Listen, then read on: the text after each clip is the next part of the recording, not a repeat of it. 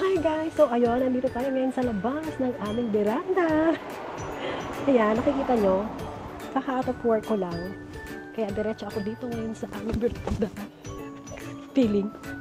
So ayun, ito yung update ng ubas namin dito sa veranda namin since na magsasummer na dito. Kaya ayan. Yun, diba may dahon na siya? Ayan o, may dahon na siya. Ayan. See? May dahon na siya. Marami na siyang dahon. Oh, ayan. Yan siya. Dami na. Tsaka yung pakita ko sa inyo. Ayan. Ayan. O, diba? Ang dami na ng dahon. Dati kasi, kalbong-kalbo yan, diba? Nung may snow pa ng konti. Tapos ngayon, nasa-summer na.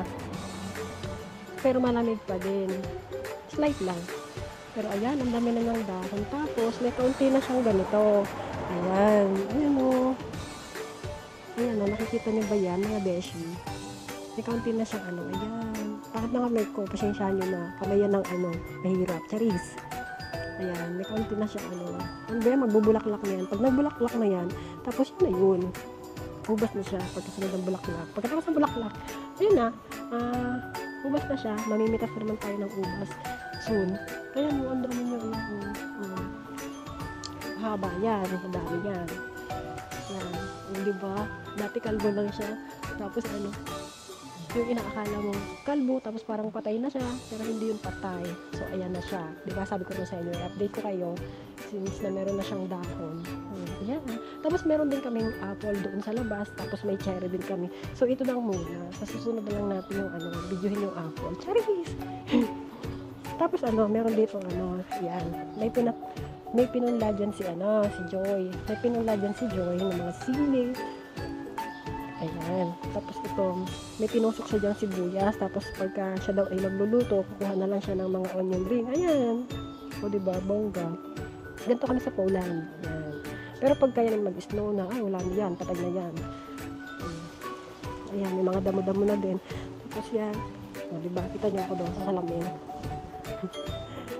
Yun lang. O, so yun lang. Napakita ko na sa inyo. Diba, sabi ko na sa inyo. I-update ko kayo. Ito na, na-update ko na. Ang sunod naman natin is yung bunga. Tapos pag mag-harvest tayo, di ba, bongga! Actually, mag-isa lang ako dito sa veranda namin kasi si Joy, busy, nagluluto. Kasi naubusan na siya ng ulam. Ready kasi bukas. So, mamaya na lang ako magluluto. Tapos may suso, ayun o, beshi, ayan o, may suso. Yan, nakadikit, diba? Nakita nyo yan? O, may suso siya. O, diba?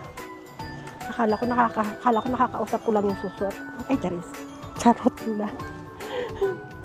At tapos, diba yung pine trees namin? Yun talaga yung to the highest level. Mapaaraw, mapakahit weather dito sa Poland. Di yan na mamatay. Ayan o, tingnan nyo. Charis. O, diba? Yan ang aming pine trees. Actually, nandito ako sa upstairs. Upstairs? Ayan, nakita nyo yan. Yan. O, diba? Ayan. Ito yung aming veranda. Ha? Sa susunod, pag may bunga na yan, i-update ko kayo. Tapos yung apple doon sa garden. O, tapos yung yan yung service namin. Sira siya, kaya nagtataksi kami. Ayan. Ang ganda ng langit, no? Ayan, diba?